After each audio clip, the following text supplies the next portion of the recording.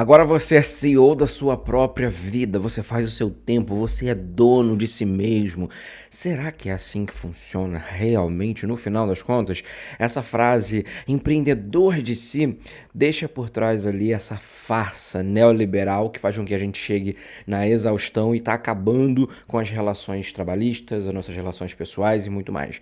No episódio de hoje a gente vai conversar sobre várias coisas sobre essa concepção do que é um empreendedor de si e o porquê que isso está levando a gente lá pra vala, tá bom? Meu nome é Presley, eu sou economista e mestre em economia e você está no Presley Cast.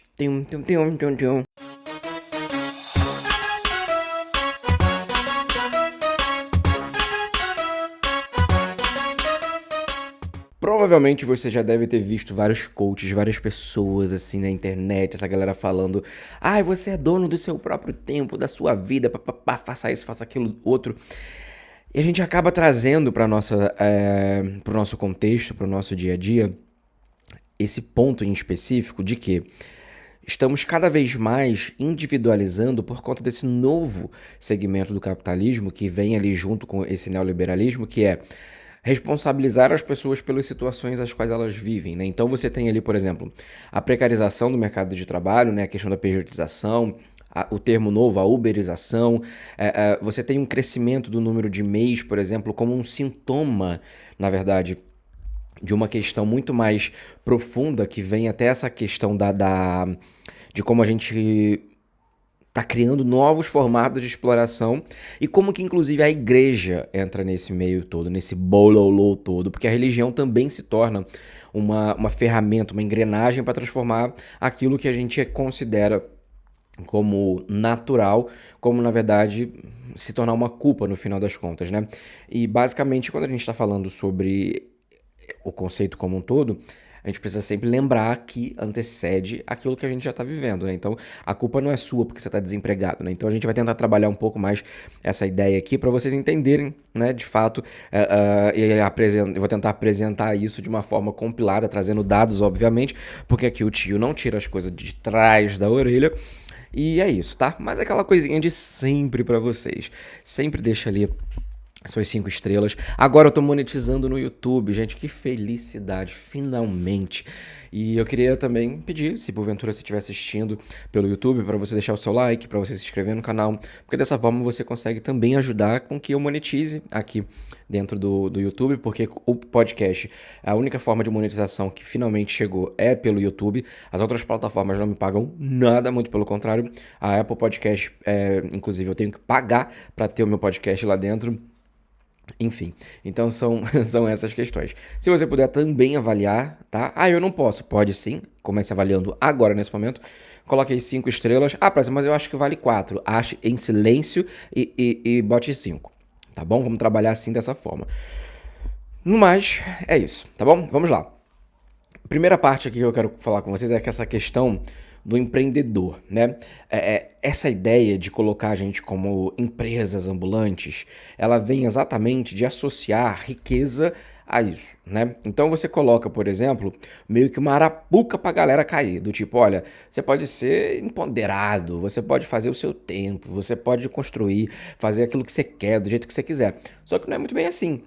Porque ela esconde ali, por exemplo, a individualização das responsabilidades, ela terceiriza a questão dos riscos, né? Essa tese em si, esse mito, ela coloca o peso, inclusive, do fracasso de uma estrutura nas costas da gente. Então você fala assim, nossa, meu Deus do céu, eu tô numa porcaria de vida. Aí você fala assim, agora que eu tô PJ, então me lasquei. Ah, a culpa é minha. Não. A gente tem todo um contexto ali socioeconômico para isso, sabe? Só que assim, se a gente for enxergar do porquê que a gente sente essa culpa, aí que eu vou começar a colocar a religião no meio, né? E a religião é uma coisa que é um tema muito delicado porque pega a fé das pessoas, porque pegar a fé das pessoas é algo muito complexo, né? E quando eu tô falando de religião aqui, entenda claramente, eu não estou falando de fé, eu não estou falando de divindade, eu não estou falando do conceito divino de cada um, tá? Muito pelo contrário, eu respeito todas as religiões as religiões não, eu respeito todas as crenças em relação a isso, todas as divindades que as pessoas acreditam e tudo mais, independente de qual seja. Mas aqui eu quero que vocês entendam que quando eu falar de religião, eu estou falando da instituição, tá? E mais uma vez, nem Jesus fazia muito a graça com instituição, né? Então, basicamente, a gente tem aqui essa visão para seguir, né? Então, lá atrás, você tinha, por exemplo, a ideia de que, sei lá, no comecinho do cristianismo você tinha um pouquinho ali daquela concepção de, todo mundo tem que fazer as suas coisas para ser salvo. E aí, chega no final da vida, alguém resolve lá se tu vai ser salvo ou não, né? Mas aí, essa concepção de não sabermos, né, de fato, o que tem nessa vida, se vamos ou não vamos, a gente só ia saber depois. Só que aí veio uma corrente, né, que vai trazer basicamente isso que a gente enxerga agora, que é o calvinismo. O calvinismo, ele vem basicamente para falar assim, cara, a gente não consegue ter certeza de nada, mas ao longo da sua vida, Deus vai te mostrando certas coisas, vai te trazendo determinados recursos, bens, recompensas, as famosas bênçãos, para te mostrar que você está indo no caminho certo. E o contrário também existe, que é, se tu pega uma doença, é castigo divino. Se você bate com o carro, foi porque tu falou palavrão. Se você... Tá entendendo onde eu quero chegar? Então lá no calvinismo você tem essa questão de dividir aquilo que é uma virtude, sinal de virtude é um sinal de salvação. E aí você começa a ter a igreja praticamente como um motor desse discurso, né? Então você tem que o valor daquela pessoa, ela não é mais o que ela é. O valor não é mais sobre aquela pessoa, a construção dela, o que ela representa na sociedade, mas sim o que ela tem. Porque se aquela pessoa ela tem muito dinheiro, se aquela pessoa ela é próspera, isso quer dizer que ela é uma pessoa boa. Isso quer dizer que ela é uma pessoa que, olha, teve sucesso. E aí o neoliberalismo que vem aqui agora, e o neoliberalismo do Brasil é diferente do restante do mundo, né? E por questões meio que óbvias, porque já estávamos falando de países subdesenvolvidos, o neoliberalismo virou e falou assim, e se eu pegar essas ideias calvinistas aqui, da religião, mudar a lógica, modernizar um pouquinho e transformar a ideia do trabalho em algo extremamente moral, né? E aqui eu não tô falando pra você ser vagabundo não, por mais que você já seja. E nem criticando o trabalho, tá? Aqui a ideia é de mostrar que se você se dá bem no trabalho, se você consegue fluir bem, você tem um valor como pessoa. Tá entendendo onde... eu tô desenhando os pontos aqui igual a gente faz de retalho. Sabe? Uma coisa de cada vez, daqui a pouco vai fazer tudo sentido.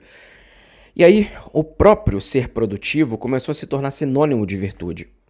Só que o neoliberalismo, ele junto com o capitalismo, óbvio, ele se alimenta por essa ótica da produtividade e da virtude.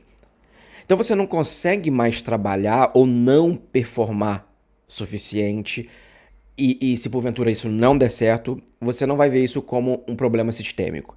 É um problema seu. Porque da mesma forma que lá atrás, se a pessoa tivesse pego um câncer, as pessoas iam falar que, nossa, tá pagando pelos pecados, hoje o desemprego também é visto como algo dessa forma. Você não ser produtivo, você não estar feliz no seu ambiente de trabalho e tudo mais, te joga esse peso. E aí que entra esse mito do empreendedor como um todo. Porque o neoliberalismo ele vem para poder separar as pessoas de formas... enfim, eu poderia ficar falando de várias coisas aqui, né? Mas associar, por exemplo, o neoliberalismo...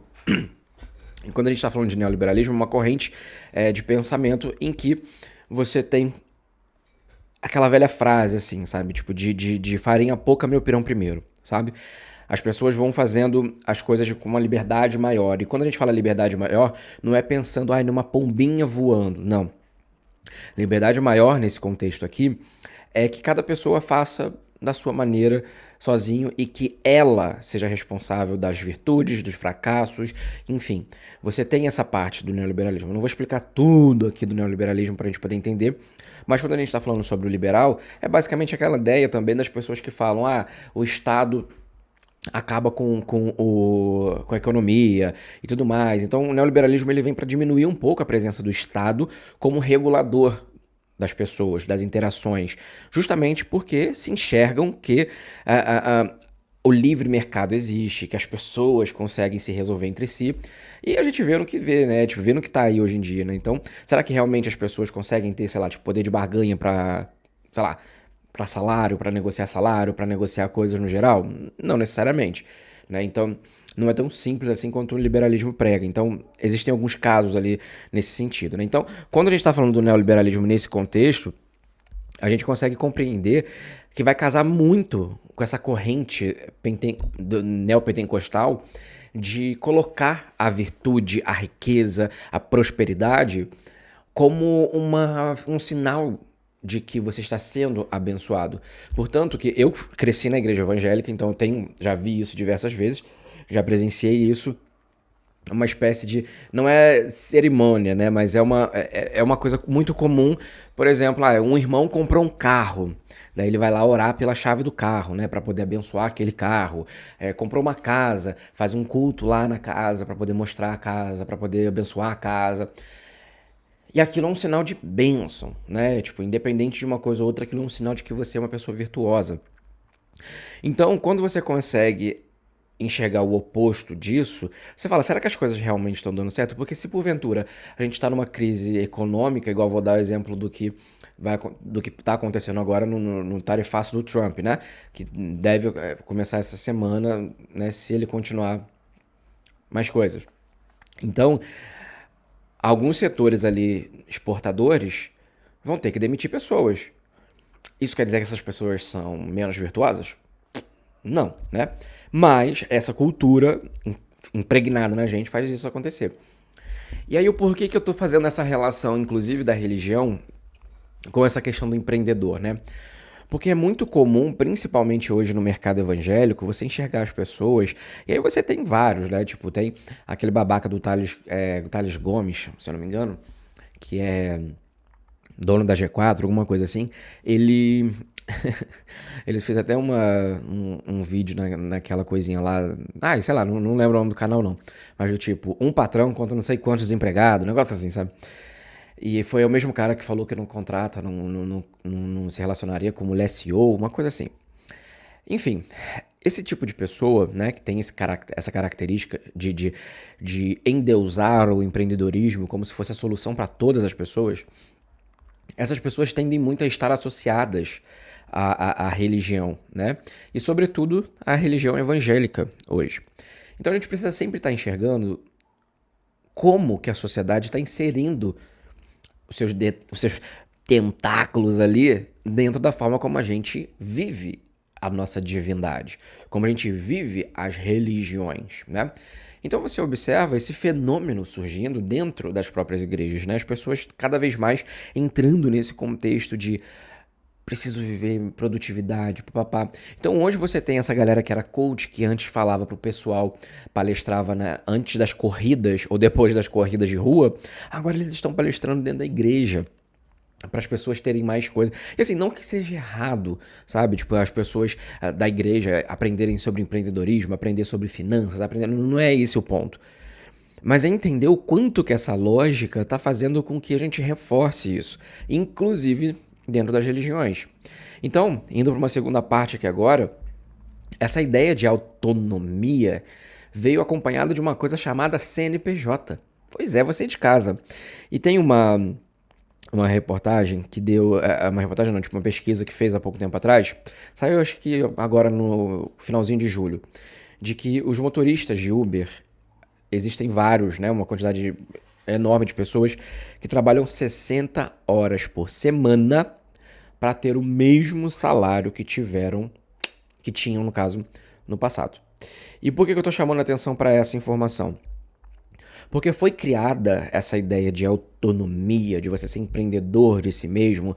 Abra ali um MEI, você é meio de de CEO de MEI. Só que isso mostra pra gente como que está sendo sucateado o mercado de trabalho aos poucos e desmontado todo um contexto que vai fazer com que você e do outro lado se sinta uma desgraça se porventura der errado. Hoje no Brasil são mais de 12,5 milhões de MEIs ativos. Só nos primeiros 5 meses de 2025 foram mais de 2,2 milhões de pequenos negócios abertos. 77% deles MEIs, microempreendedor individual. Agora pega o jump of the cat, o famoso pulo do gato. De todos esses MEIs que eu falei aqui agora, apenas 133 mil desses MEIs possuem ao menos um empregado. Hoje, ativos são 12,5 milhões de MEIs. Desses tantos, apenas 133 mil possuem empregado. O que a gente pode entender com isso? Que a larga maioria desses MEIs, desses empreendedores, não é empreendedor. E eu não estou falando isso para você achar, nossa, mas meu negócio não é bom. Não é esse o ponto. É que muitos desses empreendedores estão tentando se manter à tona, se manter na vida econômica ativa, só que sem nenhuma estrutura. Eles são trabalhadores individuais. Então, muitos desses são ex-trabalhadores que viveram, por exemplo, por anos prestando serviço, trabalhando em alguma coisa e tiveram que empreender não por escolha, mas por necessidade. Durante a pandemia, aconteceu muito disso. A quantidade de pessoas que começaram negócios e tanto começaram como fecharam negócios no período da pandemia, justamente porque foram mandados embora, foi enorme. Então, quando a gente está falando dessa questão, a pejotização, ela virou uma informalidade aceita. Então, não é um empreendedor de si. Não é uma questão de que, nossa, nós estamos empreendendo porque quero... Não, tem gente hoje que está tendo que assinar contrato de PJ, porque se não assinar contrato de PJ, não recebe. Não é empregado. Então, você registra como empresa para continuar exercendo a mesma função que você fazia antes como empregado. Isso é muito comum. Você tem hoje professores, você tem hoje médicos, enfim, designers, engenheiros, várias profissões. Advogados também, já vi. Várias profissões hoje focadas nisso. Só que agora você não tem vínculo, você não tem direito, você não tem férias e você não tem proteção. Mas você tem controle da sua vida. Que, pasmem, muitas das vezes você não tem. E aí que entra essa contrapartida, né? Aqui em São Paulo, eu lembro que há um tempo atrás, eu comecei a conversar assim que eu cheguei aqui, eu comecei a conversar, fazer amizade com algumas pessoas. E assim, honestamente, eu poderia falar que 80% das pessoas que eu conheci trabalhavam como PJ. Mas trabalhavam como PJ executando rotina de CLT.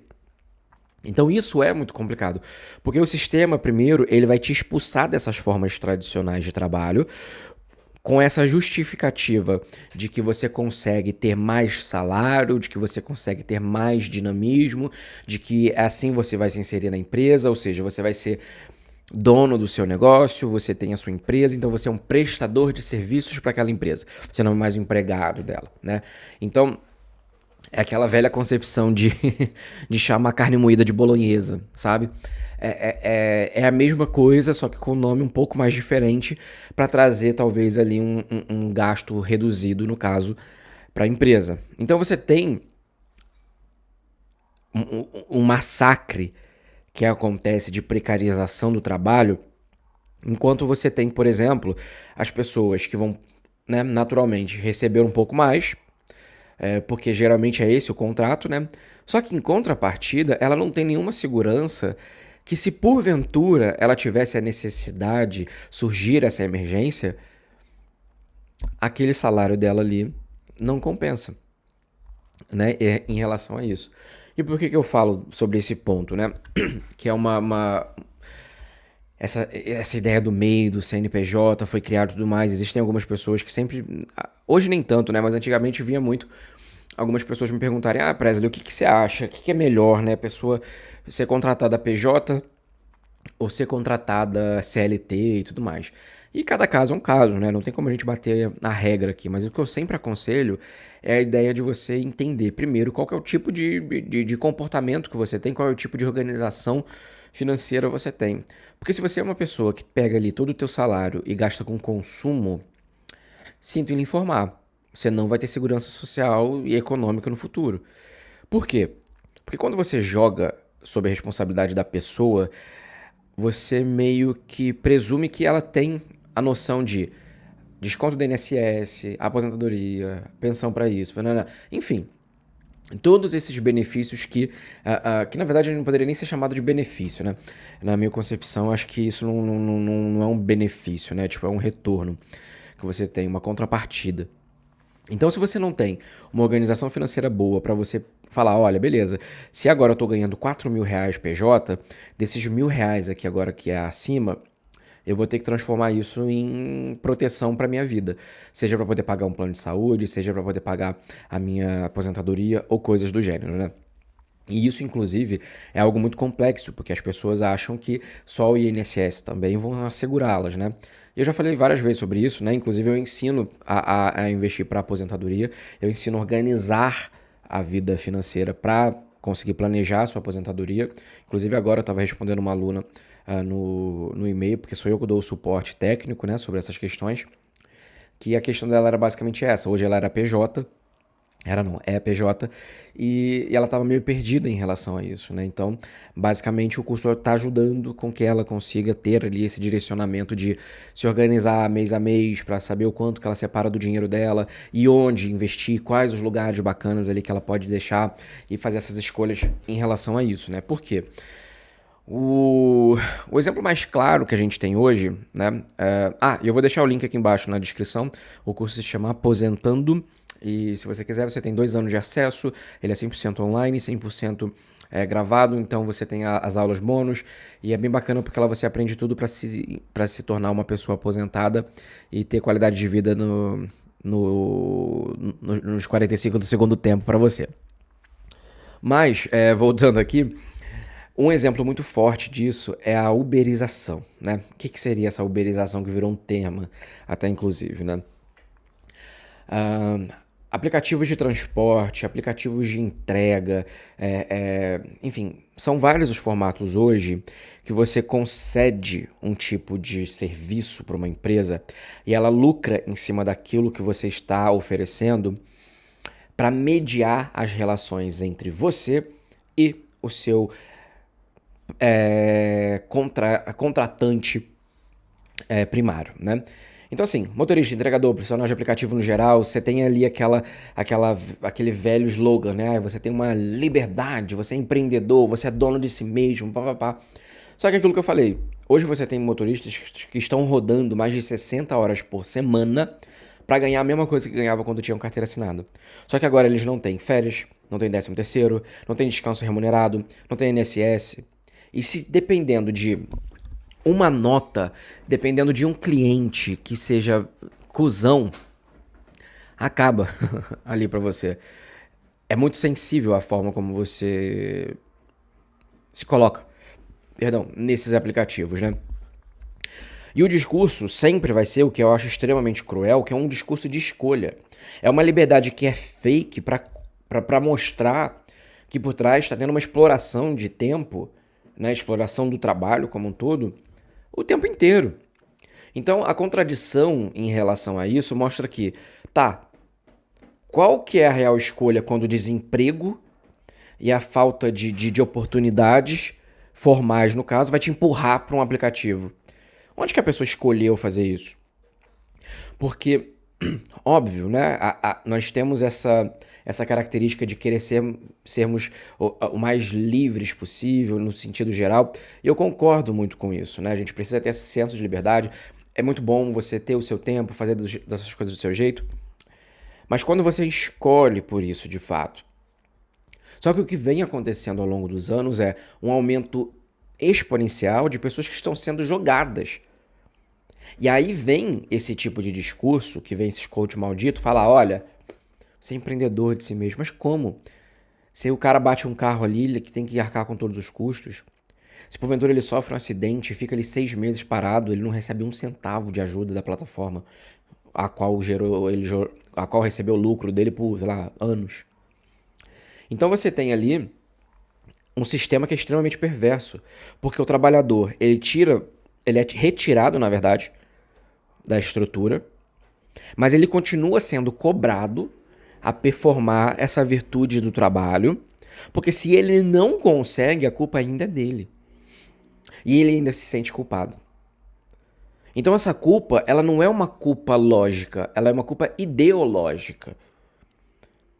E aos poucos ela vai virando depressão, esgotamento, vai virando vício, vai virando alcoolismo, vai virando suicídio, vai virando famílias despedaçadas.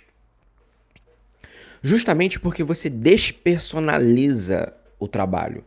Você transforma aquela pessoa em uma matrícula. Você transforma aquela pessoa em um CNPJ, num MEI, numa coisa que não tem vínculo na geração de renda. Na geração de renda não, na geração de lucro, né? E por que eu falei daquela questão dos benefícios, né? Porque assim, eu sou empreendedor também, né? Antes que vocês falem, nossa, mas você tá falando isso, mas não sei o que, você é CLT? Não, eu empreendo, mas foi uma escolha minha. Eu que fiz da minha forma. E eu sei o quanto que isso já custou pra mim, o quanto que custa da questão da vida, né? E por que eu falei aquela questão dos benefícios, né? Nossa, 13º não é benefício, férias não é benefício, né? É um direito trabalhista. Porque boa parte dos empresários hoje no Brasil, e quando eu falo boa parte, é boa parte mesmo, tá? Poucos pensam dessa forma, na ideia de construção de um trabalho digno. Muitos enxergam o empregado ou o prestador de serviço como alguém que deve servidão a ele, que deve gratidão por ter dado um emprego, deve abaixar, reverenciá-lo. E às vezes paga um salário mínimo e tá achando que tá fazendo muito, sabe? Por quê? Porque a gente vem principalmente de uma classe média lá dos anos 2000 para frente, que conseguiram seus negócios, boa parte ali por auxílios durante o período dos 2 primeiros governos Lula, né, que tivemos ali o programa Bolsa Família, que desempenhou um bom consumo, a redução de juros, que também fez com que aumentasse o consumo, o aumento de empréstimos para pequenas e microempresas, né, através de mecanismos como o BNDES, que fizeram com que várias pessoas que eram da classe baixa se tornassem dali da classe média, talvez, por conta do empreendedorismo, né? Então isso não é algo ruim. Mas a gente não. Mas essa galerinha enxerga as pessoas com aquele mesmo pensamento escravocrata. Do tipo, estou pagando como se fosse assim, nossa, eu tô com 4 escravos dentro de casa. Mas eles estão trabalhando na minha casa, eles têm lugar pra dormir, eles têm comida, eles têm lugar pra tomar banho, eles têm não sei o que. E acha que tá fazendo muito. Sabe? E é a mesma coisa hoje. Hoje você tem uma caralhada de gente que tá recebendo o mínimo, tá sendo cobrado o máximo, e se reclamar de algo, ainda sai como mal agradecido, sabe? Provavelmente você já deve ter vivido ou ter visto alguma coisa desse gênero. Então você tem o trabalho, nesse contexto, extremamente caminhando para essa informalidade, num contexto de exploração, em que muitos desses desses empregadores, não conseguem, por exemplo, enxergar que a geração de lucro também vem a partir da mão de obra. Da mesma forma que, por exemplo, uma empresa que faz, sei lá, tipo, bolos, precisa da farinha, precisa do fermento, e aquilo é uma ferramenta, é um elemento que vai gerar um lucro, porque vai fazer um produto para ter um retorno, para ter um lucro, também está dentro desse investimento, desse custo de produção, a mão de obra. E aí é só fazer uma conta básica do quanto que aquela pessoa gera para essa cadeia produtiva e o quanto que ela recebe. Então, quando a gente está falando desses direitos trabalhistas, dessas questões no geral, a gente não está falando sobre dar para eles um mimo. Toma aqui o 13º, é um mimo seu. Não! Olha o quanto você está extraindo daquela mão de obra. Mas o empreendedor teve os riscos, teve não sei o que lá. Qual que é o maior risco? Se tornar um CLT? Fechar o quiosque e voltar a trabalhar para alguém? Mas isso o trabalhador também está fazendo. Então, assim, são coisas que precisam ser levadas em consideração com essa ótica, no final das contas, de falar assim, ok, estamos aqui,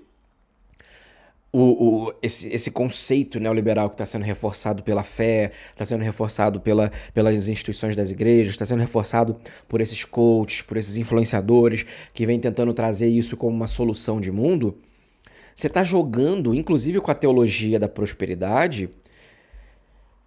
Se você trabalha, e se você é fiel, e se você é uma pessoa boa, se você é esforçado, você vai ser recompensado. Agora, se você não prosperou, é porque tem algo de errado contigo.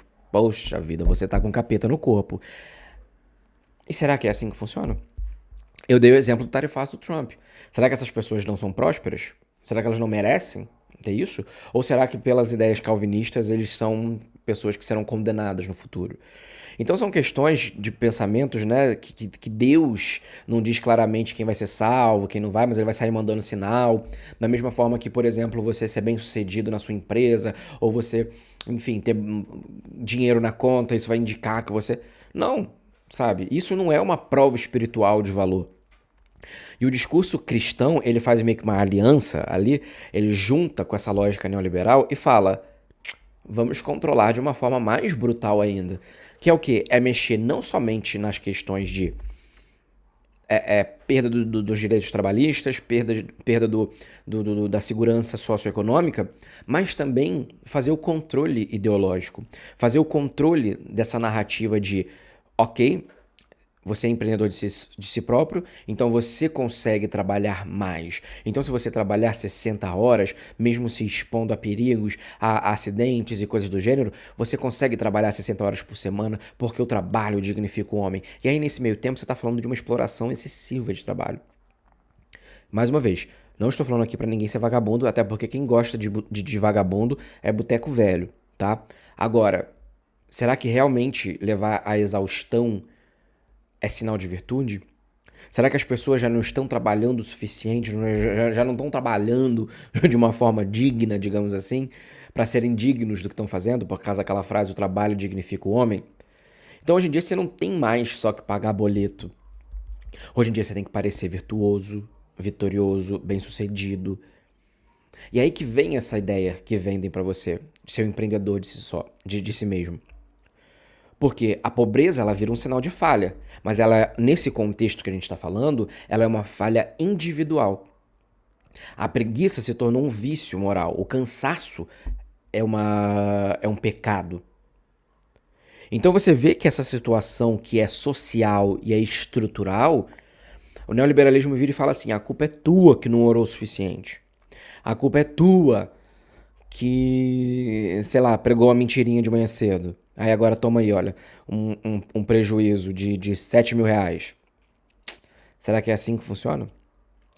Então, é o pacote completo para deixar as pessoas cada vez mais aprisionadas e, principalmente, desviá-las dos seus direitos. Porque no momento em que a pessoa está nesse contexto e ela consegue observar do tipo, olha, eu estou gerando muita renda para aquela pessoa, para aquela empresa, então necessariamente eu preciso de um retorno um pouquinho equivalente. Não precisa ser tudo, mas tipo, pô, será que eu não mereço um pouquinho mais? Então você tira essa capacidade da pessoa de argumentar, de se organizar, de ter ali as suas pautas para poder negociar, o famoso poder de barganha, para fazer com que ela, inclusive, veja isso como algo ruim. Algo como preguiça, como fazer corpo mole. Então você, ao passo que você tem esse discurso, você vai aos poucos sendo descartado pelo sistema e vai se sentindo uma pessoa indigna por ter ali talvez essa questão da individualidade, sabe? Então, é complexo demais todo esse contexto. E pra mim ao mesmo tempo que você produz essa exclusão, você gera uma culpa naquele indivíduo. Porque hoje você tem pessoas que estão avaliando, por exemplo, e mais uma vez, aqui em São Paulo é muito comum essa questão, então vou usar da minha realidade daqui pra falar com as pessoas daquilo que eu tô vendo. É muito comum, por exemplo, a pessoa ficar desesperada quando uma empresa não pode nem... que eu acho que não tá certo falar mandado embora, né? Porque quando você é PJ, eu não sei se você é mandado embora. Quando ele deixa de contratar os seus serviços. Olha que patifaria de frase. As pessoas estão ficando desesperadas quando chega esse momento. Por quê? Primeiro, às vezes você não tem o tempo hábil para se organizar financeiramente, para falar, beleza, ok, eu vou aumentar um pouco mais o meu salário ali, mas eu tenho que entender melhor como que eu vou me inserir nessa estrutura. E aí você tem isso em cima. Hoje, mais de 40 milhões de brasileiros estão na informalidade. É quase 40% da força de trabalho. E com essa taxa de desemprego hoje que nós temos, acho que é a menor, se eu não me engano, acho que é 5,8, é a menor que temos até então. Você vê que o mercado precarizou o vínculo entre esforço e segurança. E esse desemprego que a gente está vendo é muito legal, é muito importante, a gente precisa sempre estar pensando sobre isso, mas é sempre importante analisar a queda do desemprego com o emprego formal, tá? Por quê? Porque se eu abrir um MEI para trabalhar prestando serviços de limpeza em um lugar, o qual eles vão me pagar muito pouco, uma fração mínima ali, eu não entro na conta do desemprego. Mas será que ela não está tendo talvez uma renda típica do desemprego? Porque aquilo dali não pode ser considerado talvez um emprego de fato, às vezes é um bico, mas ela também não vai entrar na conta como se ela fosse desempregada. Então assim, 40% dos trabalhadores hoje trabalham por conta própria que não contribuem com a Previdência. Ou seja, você não tem INSS, não tem aposentadoria, não tem amparo nenhum. E 40% é um número muito alto, sabe? Muito alto. E aí você contrasta isso com esse pensamento de, ok, vamos trabalhar ali, vamos performar e tudo mais. Você tá vendo que a gente está caminhando para uma pirambeira? Porque essa situação faz com que você jogue sobre seus ombros a responsabilidade de resolver um problema que é do sistema.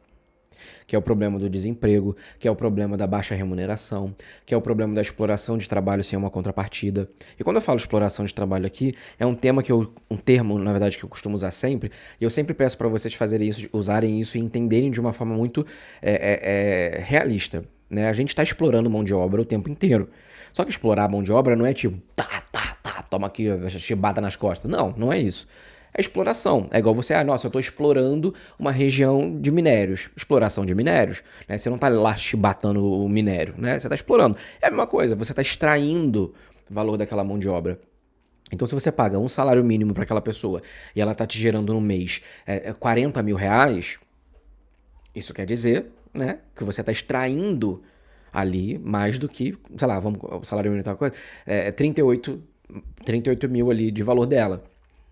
Então, é esse o ponto, sabe? Você está ali numa situação agora que é muito conveniente para as empresas, que vão economizar os custos, para o Estado, que acaba se omitindo dentro dessa relação, embora existem vários meios de discussão hoje, né? A questão do fim da escala 6x1, a questão das brigas em relação aos termos, né? Do vínculo trabalhista de empresas como, enfim, carros de aplicativo, de entregas de comida e tudo mais.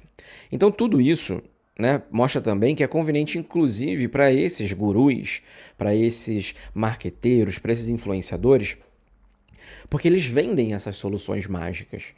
Eles vendem esse pacote do tipo... E aqui eu tô falando de vários tipos, tá? De vender o empreendedorismo como algo extremamente simples para todo mundo. E eu, como uma pessoa que empreende... E assim, eu sou formado numa área que é, né, condensada com essa questão. E eu fico pensando para quem não é, o quão difícil é. Se pra mim já é difícil nesse momento, tipo, conciliar tudo, conseguir dar conta de tudo, e eu fiz isso por escolha, imagina pra quem não fez por escolha. Então você cria, esses gurus mostram do tipo, você precisa fazer o estilo Pablo Marçal da vida. De que fica vendendo o tempo inteiro esse sonho milionário, de que você pode empreender, papapá, de que ele conseguiu através de empreender, mas o que tá por trás é talvez uma ideia de tipo, olha, aquela pessoa enriqueceu porque tava vendendo curso de como enriquecer. Curso de falar bobagem, babojada lá, em relação a chover no molhado sobre empreendedorismo, sabe? E essa lógica que vai transformando a gente cada vez mais em pessoas hiperexigentes, ela é desastrosa para a pessoa como um todo. Porque você tem de todos os lados alguém apontando o dedo para falar assim, olha, tá recebendo pouco? A culpa é tua. Tá desempregado? A culpa é tua. Tá sentindo preguiça? Vagabundo. Tá entendendo?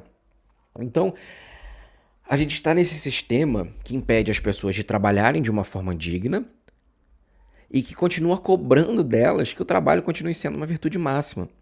Daí ela vai para a religião para tentar ter um pouco de suspiro e ela vê uma pessoa, um estilo Silas Malafaia da vida, fazendo esses tipos de discursos, usando política o tempo inteiro, que esse homem ridículo fala mais sobre política, ele fala mais o nome do Alexandre de Moraes, do STF e Bolsonaro do que de Jesus. Daí você tem essa lógica que invadiu as igrejas. Então você consegue entrar dentro de uma igreja agora e você vai ter lá, tipo, palestra de como ser produtivo. Então você tem esse adoecimento, esse isolamento, esse esgotamento das pessoas. Porque você tem, de um lado, o sistema como um todo, que está indo para esse contexto, né? De sempre estar focando em melhorar as condições para quem já tem muito dinheiro. E a pejotização, a uberização é um desses formatos. Porque é muito mais barato pro cara pegar e falar assim, vem cá que eu vou te dar um troco para você usar e prestar serviço pro meu aplicativo e eu não preciso te contratar. Sai muito mais barato para mim. Então, sempre vai existir essas saídas. Então é muito cômodo para o sistema e também é muito cômodo para quem está empregando e também para essas pessoas que vendem soluções. Porque aí vem esse discurso de cima do tipo... até virou xingamento, né? Esse tempo atrás eu vi uns vídeos da galera falando, tipo... Meu Deus do céu, CLT. Ai, cala a boca, CLT. Eu fiquei assim, gente... Onde, sabe? Onde que isso... Desde quando isso virou xingamento, sabe? Então, a saída disso é enxergar o problema mais como algo estrutural e não colocar sobre si a culpa, lógico. E a gente começar a olhar por políticas públicas que comecem a mudar e equalizar isso. Porque senão a gente volta para um contexto de escravidão moderna, que é a situação em que a gente vai comprando essa ideia do tempo inteiro de que nós somos indivíduos com liberdades de escolhas e tudo mais. Mas será que aquela pessoa teve a liberdade de escolher trabalhar, de abrir, por exemplo, um restaurante... Restaurante não, abrir tipo um restaurante dentro de um aplicativo, no caso, que é dentro da casa dela, e ela pega pedidos e tudo mais para poder ajudar a complementar a renda? Será que ela teve a escolha? Ela teve essa liberdade? Que liberdade é essa? Sabe? Eu fico entre me alimentar ou deixar de trabalhar? Como? Sabe? Então, a situação é outra. E a gente precisa entender isso com uma forma um pouco mais realista.